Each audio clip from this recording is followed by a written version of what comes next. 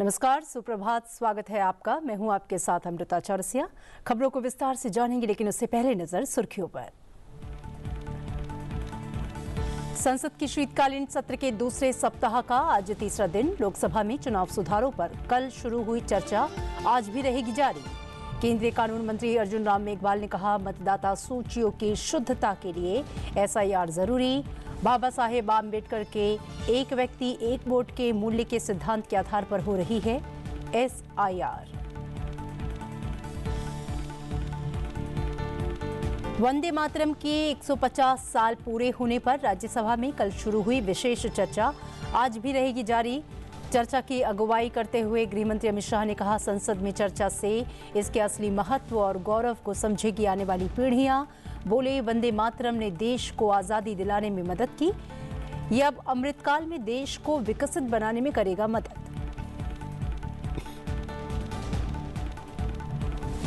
Cognizant के मुख्य कार्यकारी अधिकारी रवि कुमार, इंटेल के CEO लिप बुटैन और माइक्रोसॉफ्ट के चेयरमैन और CEO सत्य नडेला सहित तकनीकी क्षेत्र के दिग्गजों ने मंगलवार को प्रधानमंत्री नरेंद्र मोदी से मुलाकात की। सभी ने भारत में निवेश बढ़ाने और अपने परिचालन के विस्तार का आश्वासन दिया। प्रधानमंत्री मोदी ने इन मुलाकातों पर खुशी व्यक्त की है। मानव अधिकार दिवस आज। राष्ट्रपति द्रौपदी मुर्मू नई दिल्ली के भारत मंडपम में इस उपलक्ष्य में आयोजित एक समारोह को करेंगी संबोधित। इस वर्ष के मानव अधिकार दिवस का विषय है हर रोज अनिवार्य जनसेवाएं और सबके लिए गरिमा। प्रधानमंत्री कार्यालय में प्रधान सचिव डॉक्टर PK मिश्रा सार्वजनिक सेवाओं तक सार्वभौम, समान और गरिमा पूर्ण पहुंच विषय पर देंगे प्रमुख भाषण। और सीरीज के पहले T20 में भारत ने दक्षिण अफ्रीका को 101 रनों से हराया। हार्दिक पांड्या के नाबाद 59 रनों की बदौलत भारत ने बनाए 175 रन।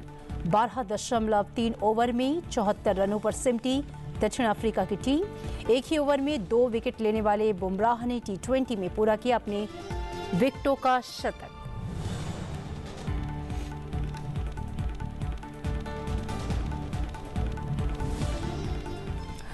और शीतकालीन सत्र के दूसरे सप्ताह का आज तीसरा दिन है। कल लोकसभा में चुनाव सुधारों पर चर्चा की शुरुआत हुई, जिसे कांग्रेस सांसद मनीष तिवारी ने शुरू किया। 10 घंटे की ये विशेष चर्चा आज भी जारी रहेगी। वहीं राष्ट्रीय गीत वंदे मातरम के 150 वर्ष पूरे होने पर राज्यसभा में कल से शुरू हुई विशेष चर्चा आज भी जारी रहेगी। सदन में कल चर्चा की शुरुआत गृहमंत्री अमित शाह ने की। चर्चा के लिए 10 घंटे का समय निर्धारित है।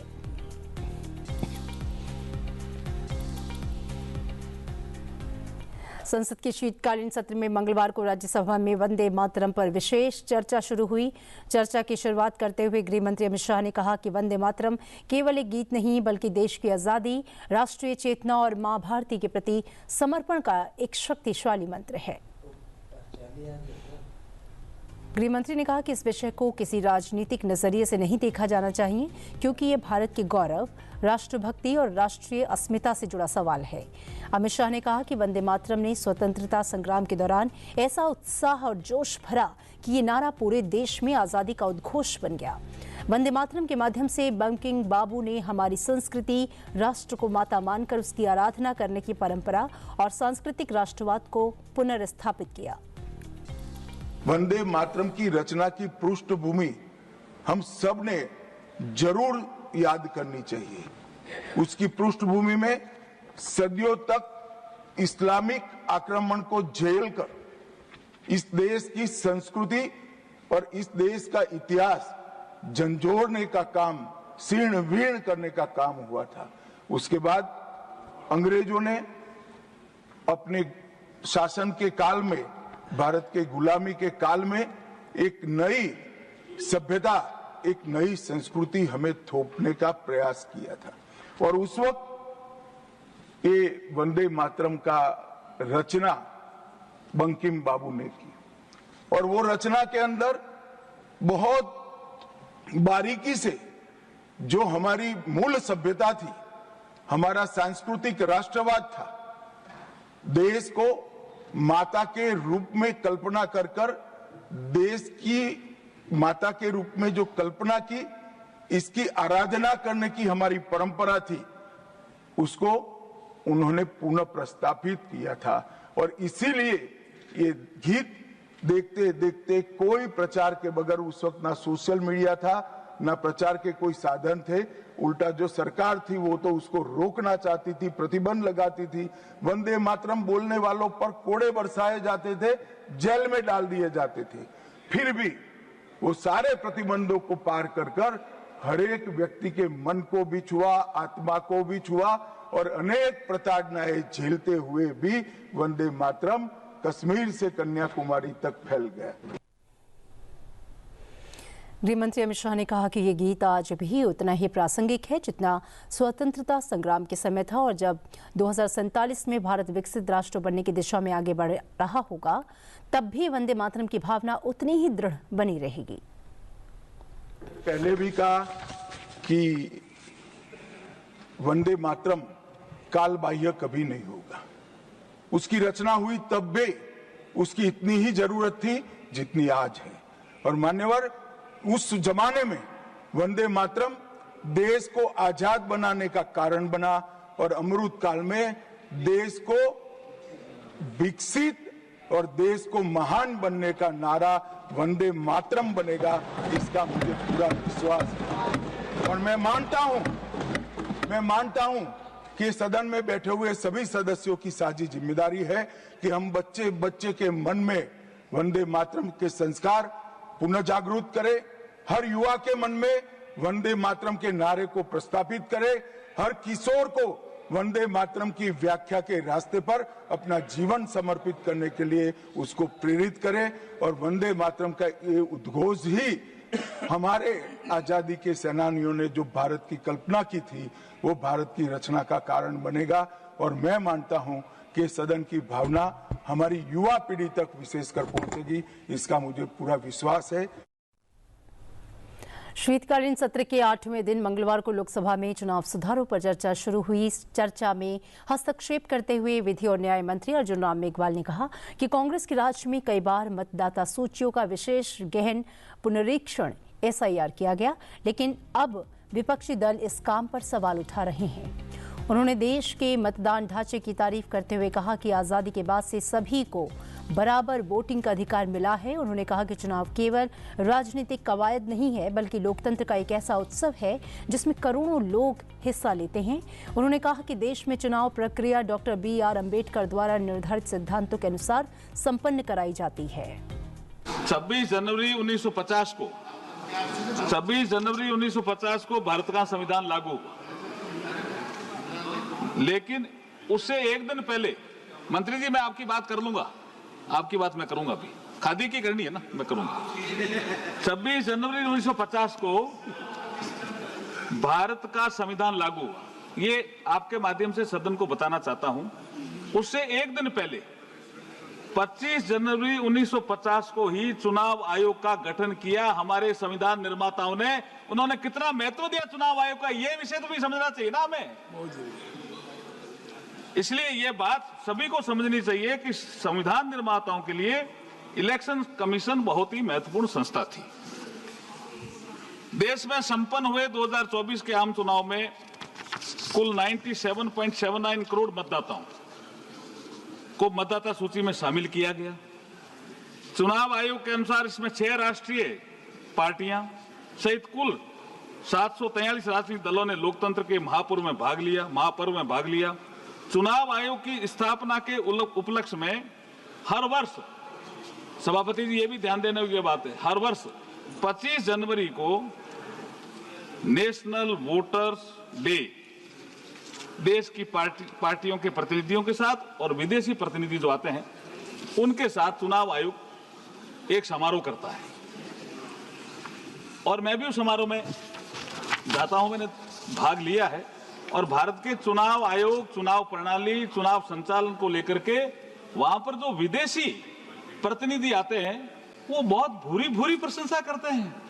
और मुझे आश्चर्य होता है कि जो हमारे राजनीतिक दलों के लोग वहां आते हैं वो भी प्रशंसा करते हैं, लेकिन वो बाहर आलोचना करते हैं। साहब ये कैसा विरोधाभास है, मेरे तो समझ में नहीं आ रहा। ये गजब का विरोधाभास है। कानून मंत्री अर्जुन राम मेघवाल ने कहा कि इस प्रयास का उद्देश्य चुनावी निष्पक्षता को मजबूत करना और लोकतांत्रिक प्रक्रिया को अधिक पारदर्शी एवं जवाबदेही बनाना है। आदरणीय प्रधानमंत्री नरेंद्र मोदी जी के नेतृत्व में 2047 तक विकसित भारत निर्माण हेतु राष्ट्र तेजी से आगे बढ़ रहा है। माननीय अध्यक्ष महोदय, आदरणीय प्रधानमंत्री श्री नरेंद्र मोदी जी के नेतृत्व में हमारी सरकार 2047 तक भारत को विकसित राष्ट्र बनाने के लिए कृत संकल्पित है। सुधारों की ये प्रक्रिया निरंतर इसी प्रकार चलती रहेगी। हमें पता है इस मार्ग में कुछ मुश्किलें आएगी, हमें पता है, हम जानते भी हैं और पीएम साहब भी जानते हैं, अवरोध भी आएंगे, लेकिन हम बिना थके बिना रुके लक्ष्य की ओर बढ़ते रहेंगे। इसलिए फिर किसी शायर ने कहा है, मुश्किलें जरूर है मगर ठहरा नहीं हूं मैं, मंजिलों से कह दो अभी पहुंचा नहीं हूं मैं। मुझे पहुंचना है 2047 तक और भारत को विकसित भारत बनाना है। बहुत बहुत धन्यवाद, आभार। आप मंगलवार को दिल्ली में हुई एनडीए संसदीय दल की बैठक कई मायनों में खास रही। बैठक खत्म होने के बाद केंद्रीय मंत्री किरेन रिजिजू ने मीडिया से बात की। उन्होंने बताया कि बिहार के नेताओं ने विधानसभा चुनाव में शानदार जीत के लिए विशेष रूप से प्रधानमंत्री नरेंद्र मोदी को बधाई दी है। इस दौरान बिहार के नेताओं ने पीएम मोदी को आश्वस्त किया है कि वे राज्य के विकास के लिए पूरी मेहनत से काम करेंगे। केंद्रीय मंत्री किरेन रिजिजू ने प्रधानमंत्री मोदी के नागरिक केंद्रित सुधार एजेंडे पर प्रकाश डाला। रिजिजू ने बताया कि बैठक में प्रधानमंत्री ने सभी एनडीए सांसदों को अपने अपने क्षेत्र में और अधिक प्रभावी तरीके से काम करने के निर्देश दिए। पीएम मोदी ने कहा कि देश के आम नागरिक की जिंदगी आसान बनाना हमारी सबसे बड़ी प्राथमिकता है और इसके लिए हर एक क्षेत्र में निरंतर सुधार जरूरी है। ये प्राइम मिनिस्टर मोदी जी के नेतृत्व में जो थर्ड टर्म ऐतिहासिक सरकार बनी है, उसका सबसे बड़ा एजेंडा है रिफॉर्म एक्सप्रेस। रिफॉर्म एक्सप्रेस मतलब नरेंद्र मोदी जी का रिफॉर्म्स एक्सप्रेस चल चुके हैं। ये मैं बहुत स्पेसिफिक इसको बल देकर के कहना चाहता हूं। आदरणीय प्रधानमंत्री नरेंद्र मोदी जी का रिफॉर्म्स एक्सप्रेस चल चुके हैं, रुकने वाला नहीं है। अब ये रिफॉर्म जो है हर एक नागरिक का जिंदगी को बदलने का रिफॉर्म है। कोई लोग रिफॉर्म कहेंगे तो ये सोचेंगे कि इकोनॉमिक रिफॉर्म सिर्फ है क्या, पॉलिटिकल रिफॉर्म है क्या, एडमिनिस्ट्रेटिव रिफॉर्म, कल्चरल रिफॉर्म, अलग अलग सोच सकते हैं। प्राइम मिनिस्टर मोदी जी का रिफॉर्म का मतलब है हर एक नागरिक का जिंदगी में सुधार। प्रधानमंत्री जी ने एक बात को बल दिया है कि कोई भी कानून बनेगा, अभी से कोई भी नियम बनेगा, उसमें ऐसा कोई प्रावधान नहीं होना चाहिए जिससे किसी भी नागरिक को नुकसान हो या तकलीफ दे। The rules and the laws should not become a burden on the life of common citizens. ये प्राइम मिनिस्टर का सबसे बड़ा आज एनडीए पार्टी मीटिंग में दिशा दिया है। अब इसी दिशा में हम लोग सब काम करेंगे, भारत सरकार भी और राज्य सरकार भी और स्थानीय इकाई में जो भी बॉडीज है, जैसे central government, state government, local self government है, जहां पंचायत हो सकते हैं, कॉरपोरेशन हो सकते हैं, काउंसिल हो सकते हैं, ऑटोनोमस काउंसिल हो सकते हैं, कुछ भी होगा, जहां भी जिस स्तर में हमारा जो बॉडीज है वो ये सुनिश्चित करना है कि कोई ऐसा प्रावधान नहीं होना चाहिए जिससे आम नागरिकों को नुकसान दे और बोझ बन जाए। माइक्रोसॉफ्ट कॉरपोरेशन भारत में आर्टिफिशियल इंटेलिजेंस के बुनियादी ढांचे, कौशल विकास और संप्रभु क्षमताओं के निर्माण में सहयोग के लिए 17.5 अरब डॉलर लगभग 1.5 लाख करोड़ रुपए का बड़ा निवेश करने जा रही है। कंपनी के अध्यक्ष और सीईओ सत्य नडेला ने मंगलवार को प्रधानमंत्री नरेंद्र मोदी से मुलाकात की। माइक्रोसॉफ्ट के सीईओ सत्य नडेला ने घोषणा की कि वो भारत में एआई के विकास के लिए आवश्यक बुनियादी ढांचे और स्किल बिल्ड के लिए 17.5 बिलियन अमेरिकी डॉलर का निवेश करने जा रहा है, जो एशिया में उनकी कंपनी का अब तक का सबसे बड़ा निवेश है। नडेला के अनुसार ये निवेश एआई प्रधान भविष्य के लिए आवश्यक बुनियादी ढांचे, कौशल और संप्रभु क्षमताओं को मजबूत करेगा। प्रधानमंत्री नरेंद्र मोदी ने इस मुलाकात की तस्वीरें सोशल मीडिया पर साझा करते हुए लिखा, जब बात एआई की आती है तो दुनिया भारत को लेकर आशावादी है। सत्या नडेला के साथ बहुत ही उपयोगी चर्चा। ये देखकर खुशी हुई कि भारत वो स्थान बन रहा है जहां माइक्रोसॉफ्ट एशिया में अपना अब तक का सबसे बड़ा निवेश करेगा। भारत के युवा इस अवसर का लाभ उठाकर इनोवेशन करेंगे और एक बेहतर दुनिया के लिए एआई के पावर का लाभ उठाएंगे।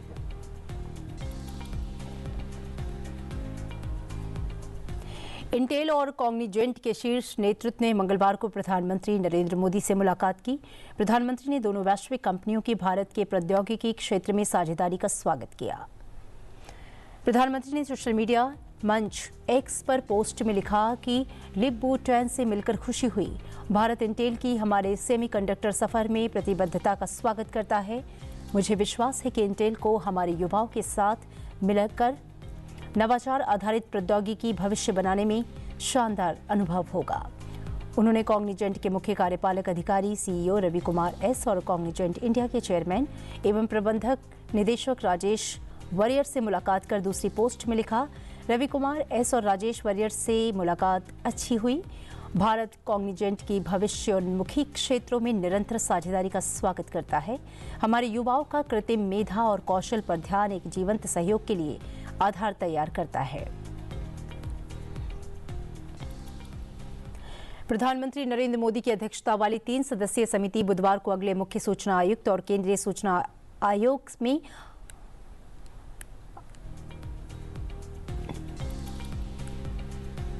रिक्त पदों के लिए सूचना आयुक्तों के चयन के लिए बैठक कर सकती है। समिति में विपक्ष के नेता राहुल गांधी और पीएम की तरफ से नामित एक केंद्रीय मंत्री भी शामिल हैं। सरकार ने 1 दिसंबर को सुप्रीम कोर्ट को सूचित किया था कि पीएम मोदी के नेतृत्व वाली समिति इन पदों के लिए नामों का चयन और सिफारिश करने के लिए 10 दिसंबर को बैठक कर सकती है।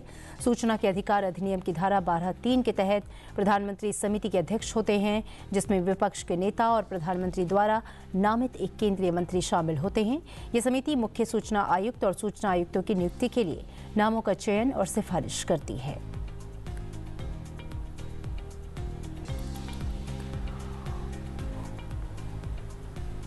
और इधर इंडिगो संकट पर केंद्र सरकार सख्त हो गई है। नागरिक उड्डयन मंत्री राममोहन नायडू किंजरापो ने लोकसभा में मंगलवार को कहा कि किसी भी एयरलाइन को, चाहे वो कितनी भी बड़ी क्यों ना हो, यात्रियों को परेशानी पैदा करने की इजाजत नहीं दी जाएगी। मंत्री ने बताया कि डीजीसीए ने इंडिगो के सीनियर लीडरशिप को कारण बताओ नोटिस जारी किया है और विस्तार से जांच की जा रही है। रिपोर्ट के आधार पर सख्त कार्रवाई की जाएगी। As I rise to speak today, I would like to inform this august House that the disruption caused by Indigo's recent operational failures is now rapidly stabilizing. Indigo's daily flights, which had fallen drastically to 706 on 5th of December, have recovered to over 1,800 flights yesterday and are expected to rise further today. All other airlines continue to operate smoothly across the country, and the airports are reporting normal conditions without crowding or distress. Refunds, baggage tracing, and passenger support measures remain under continuous supervision by the ministry. At the same time, accountability will be ensured. DGCA has issued show cause notices to Indigo's senior leadership and commenced a detailed enforcement investigation. Depending on the outcome, strict and appropriate action, as empowered under the Aircraft Rules and Act, will be taken. No airline, however large, will be permitted to cause such hardship to passengers through planning failures, non-compliance, or non-adherence to statutory provisions. Honorable Speaker, sir, safety in civil aviation is completely non-negotiable. India is a founding member of the International Civil Aviation Organization and remains firmly committed to the highest global standards of safety. Revised flight duty time limitations, scientifically designed to prevent pilot fatigue, are being implemented. These reforms are essentially for passenger safety. DGCA adopted a phased-wise implementation plan in consultation with all the stakeholders. Phase 1 from 1st July 2025, Phase 2 from 1st November 2025. Indigo had clearly assured full compliance with these norms and also confirmed its preparedness to undertake its winter schedule. Despite these assurances, prima facie, it was observed that internal rostering disruptions led to large-scale cancellations, causing inconvenience to thousands of passengers. The ministry advised the regulator to act immediately. Inquiry orders and show cause notice to CEO and COO of Indigo were issued. Also, Indigo has been directed to restructure its operations, add reserve crew capacity, improve passenger handling, and restore normal schedules without any delay. Enhanced oversight on the ground continues. केंद्रीय संचार मंत्री Jyotiraditya M Scindia ने कहा है कि Bharat global 6G patent और मानकों को आकार देने में एक प्रमुख शक्ति बनाने के लिए आत्मविश्वास के साथ तेजी से आगे बढ़ रहा है। केंद्रीय संचार मंत्री ज्योतिरादित्य एम सिंधिया ने कल भारत 6G मिशन के तहत शीर्ष परिषद की बैठक की और अध्यक्षता और भारत 6G अलायंस की प्रगति की समीक्षा की। केंद्रीय मंत्री सिंधिया ने बैठक को संबोधित करते हुए उभरती संचार प्रौद्योगिकियों में भारत को अग्रणी बनने के लिए 6G नवाचार को गति देने हेतु सरकार की अटूट प्रतिबद्धता की पुष्टि की। उन्होंने भारत 6G गठबंधन के 7 कार्य समूहों के बीच बेहतर तालमेल के महत्व पर बल दिया और साथ ही सहयोग को बढ़ावा देने, टीम वर्क को मजबूत करने और अपने प्रयासों में समन्वय सुनिश्चित करने के लिए नियमित रूप से बैठकें करने का पुरजोर आग्रह किया। केंद्रीय मंत्री ने यह भी कहा कि उद्योग, उद्यमियों और शिक्षा जगत के बीच मजबूत सहयोग के साथ भारत 6G बौद्धिक संपदा और मानकों में वैश्विक अग्रणी बनने की दिशा में आत्मविश्वास से आगे बढ़ रहा है। उन्होंने कहा कि भारत केवल वैश्विक रुझानों का अनुसरण करने के बजाय दूरसंचार प्रौद्योगिकियों के भविष्य को आकार देने के लिए प्रतिबद्ध है। As Prime Minister said, nothing is today in Amrit Kal, a country that's in her Amrit Kal, going towards her Shatabdi Kal. Nothing is impossible for us. And we've shown that. And I think if there is one best example of that, that's our endeavors in space. We've done today what no other country in the world could do. We placed a vehicle on the south pole of the moon. No human and no country has been there before. Whether it's Vikram lander, whether it's Chandrayaan 3, we've done it all. What we're doing here is we're leapfrogging. We weren't there in 2G, we weren't there in 3G, we weren't there in 4G. We finally made it in 5G. And now we made it to the club of 4G equipment makers. Only 4 in the world, we are the 5th. So we're leapfrogging. What you guys are doing in 6G is actually a leapfrog. And it's not a leapfrog for you guys in industry alone. It's a leapfrog for India, and I dare say it's a leapfrog for the हर साल 10 दिसंबर को मानव अधिकार दिवस मनाया जाता है। आज इस अवसर पर दिल्ली में एक विशेष कार्यक्रम का आयोजन किया जा रहा है। राष्ट्रपति द्रौपदी मुर्मू आज इस विशेष कार्यक्रम में शामिल होंगी। प्रतिवर्ष मनाया जाने वाला मानव अधिकार दिवस 1948 में संयुक्त राष्ट्र महासभा द्वारा मानव अधिकारों की सार्वभौमिक घोषणा को अपनाए जाने की याद में मनाया जाता है। आज नई दिल्ली के भारत मंडपम में मानवाधिकार दिवस के उपलक्ष्य में एक विशेष समारोह का आयोजन किया जा रहा है। राष्ट्रपति द्रौपदी मुर्मू आज इस समारोह को संबोधित करेंगी। इस वर्ष के मानवाधिकार दिवस का विषय है हर रोज अनिवार्य जनसेवाएं और सबके लिए गरिमा। राष्ट्रीय मानवाधिकार आयोग इस विषय के अनुरूप एक राष्ट्रीय सम्मेलन की मेजबानी करेगा। प्रधानमंत्री कार्यालय में प्रधान सचिव डॉक्टर पी.के. मिश्रा सार्वजनिक सेवाओं तक सार्वभौम समान और गरिमापूर्ण पहुंच विषय पर प्रमुख भाषण देंगे। सम्मेलन में राज्यों के मानवाधिकार आयोग, राष्ट्रीय आयोग, सरकारी अधिकारी, नागरिक संगठनों और शैक्षिक जगत के प्रतिनिधि और अन्य अधिकारी शामिल होंगे।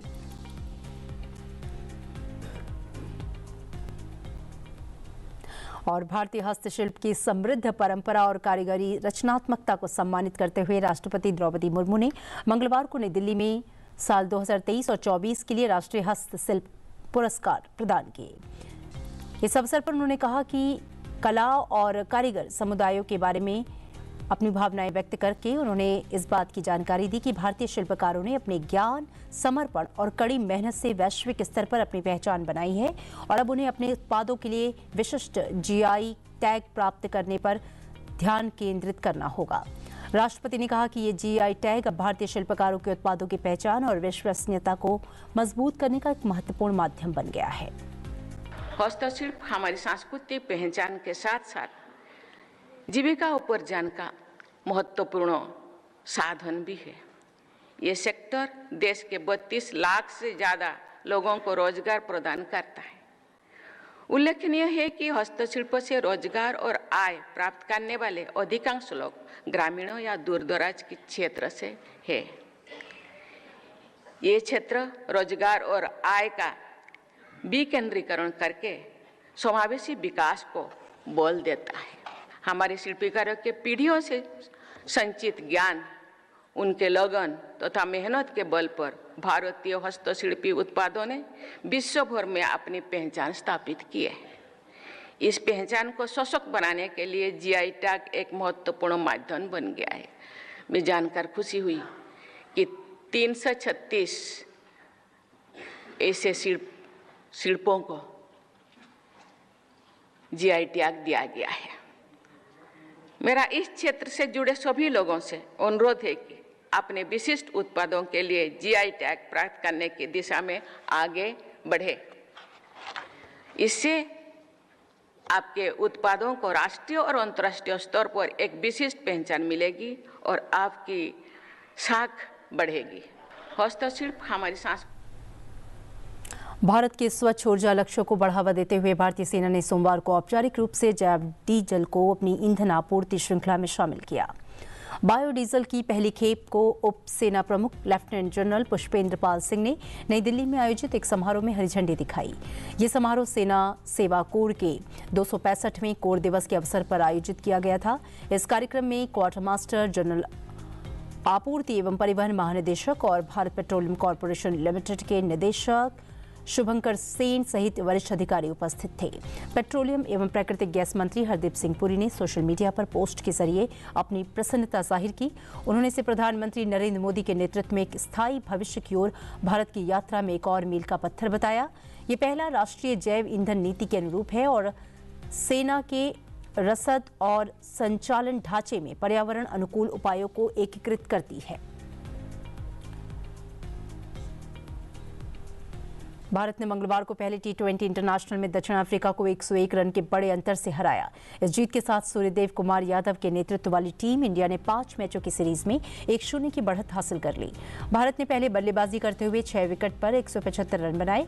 वहीं दक्षिण अफ्रीका की पारी को 12.3 ओवर में 74 रन पर समेट दिया गया। T20 इंटरनेशनल में दक्षिण अफ्रीका का ये अब तक का सबसे छोटा स्कोर है।